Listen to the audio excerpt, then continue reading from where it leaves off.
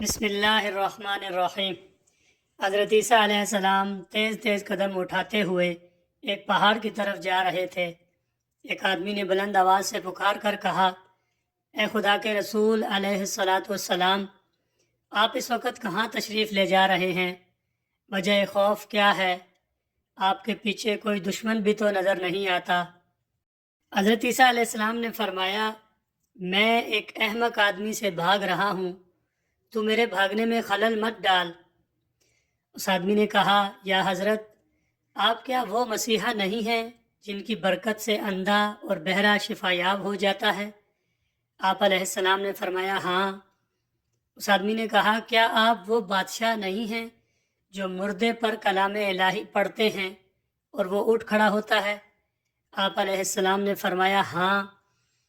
اس آدمی نے کہا، کیا آپ وہی نہیں ہیں کہ مٹی کے پرندے بنا کر ان پر دم کر دیں تو وہ اسی وقت ہوا میں اڑنے لگتے ہیں؟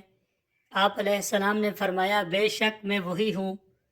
پھر اس شخص نے حیرانگی سے پوچھا کہ اللہ تعالیٰ نے آپ علیہ السلام کو اس قدر قوت عطا کر رکھی ہے، تو پھر آپ کو کس کا خوف ہے؟ حضرت عیسیٰ علیہ السلام نے فرمایا، اس رب العزت کی قسم کہ جس کے اسم اعظم کو میں نے اندھوں اور بہروں پر پڑھا تو وہ شفا یاب ہو گئے، پہاڑوں پر پڑھا وہ ہٹ گئے، مردوں پر پڑھا وہ جی اٹھے۔ لیکن وہی اسم اعظم میں نے احمق پر لاکھوں بار پڑھا لیکن اس پر کچھ اثر نہ ہوا۔